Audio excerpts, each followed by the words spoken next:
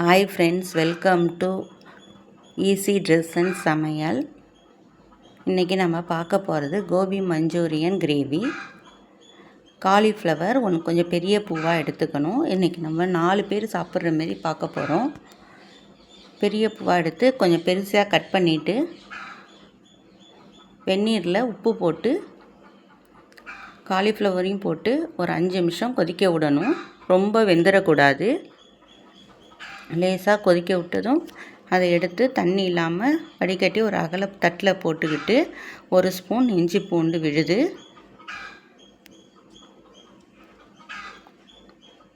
1/2 spoon மிளகுத்தூள்,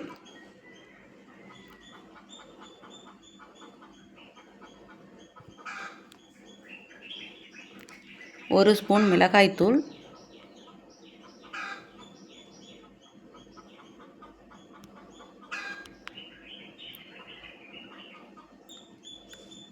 1 பெரிய table spoon சோள மாவு, 1/2 ஸ்பூன் அளவுக்கு மைதா மாவு எல்லாத்தையும் போட்டு கலக்கணும். தேவைன்னா ஃபுட் கலர் கொஞ்சம் கலந்துக்கலாம், கொஞ்சம் பார்க்க அழகாக இருக்கும்.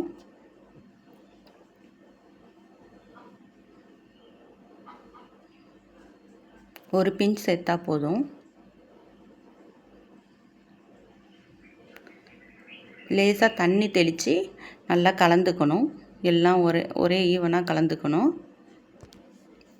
பஜ்ஜி மாவு பதத்து கலக்கக்கூடாது, பகோடா மாவு அளவுக்கு கலந்துக்கணும். எல்லாத்தையும் ஒன்றா ஆயிலில் போட்டுறக்கூடாது, கொஞ்சம் கொஞ்சமாக பொரித்து எடுத்துக்கணும். ரொம்ப நல்ல மொறுமொறுன்னு வேக விட்டுறக்கூடாது. பஜ்ஜி மாவு அளவுக்கு வெந்தால் போதும்.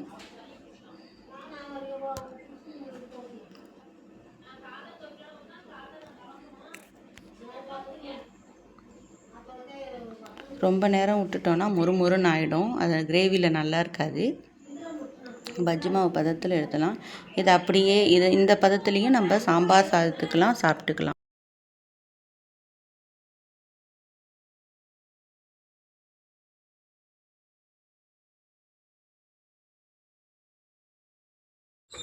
அடுத்து கிரேவி செய்கிறதுக்கு என்னென்ன தேவைன்னு பார்ப்போம்.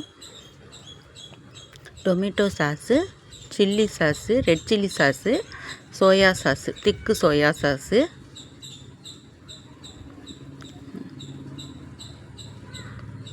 ஒரு 4 வெங்காயம் பெருசாக கட் பண்ணிக்கணும். பொடிசாக கட் பண்ணக்கூடாது, கொஞ்சம் பெருசாக கட் பண்ணிக்கணும். ஒரு குடமிளகா, 10 பல் பூண்டு பொடிசாக கட் பண்ணிக்கணும். குடமிளகாவை கொஞ்சம் பெருசாக கொஞ்சம் பொடிசாக கட் பண்ணால் கொஞ்சம் பெருசாக கட் பண்ணிக்கணும். எல்லாத்தையும் ரெடி பண்ணி வச்சுக்கணும். காலிஃப்ளவரு, சாஸு, காய்கறிங்க ரெடி பண்ணி வச்சுக்கிட்டு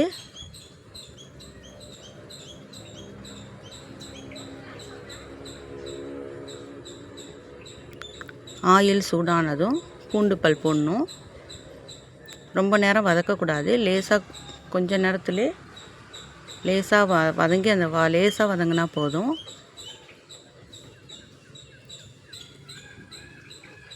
வெங்காயம் போட்டுடணும். வெங்காயத்தையும் ரொம்ப நேரம் வதக்கக்கூடாது, லேசாக ஒரு 2 நிமிஷம் வதக்கினா போதும். அந்த வாசனை போகிறதுக்காக தான், பச்சை வாசனை வெங்காய வாசனை போகிறதுக்காக தான். அடுத்தது குடமிளகாவையும் போட்டுடணும். குடமிளகாவும் லேசாக ஒரு 2 நிமிஷம் வதங்கினா போதும். அந்த பச்சை வாசனை போகணும், அவ்வளோதான்.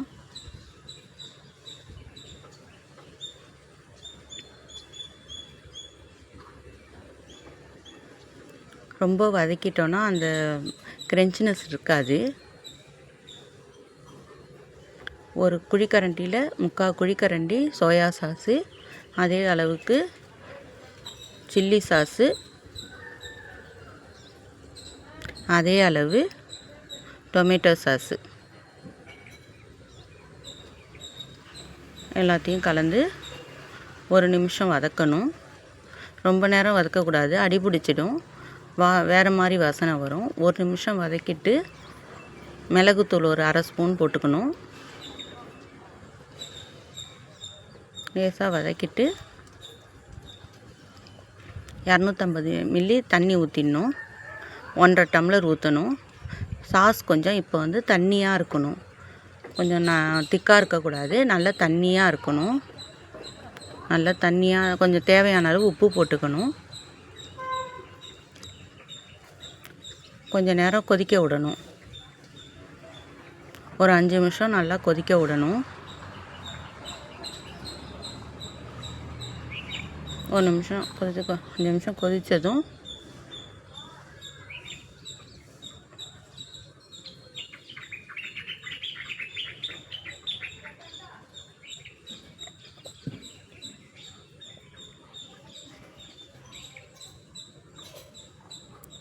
சோள மாவு 1 டேபிள் ஸ்பூன் தண்ணி ஊற்றி கட்டி இல்லாமல் கரைச்சி ரெடியாக வச்சுக்கணும்.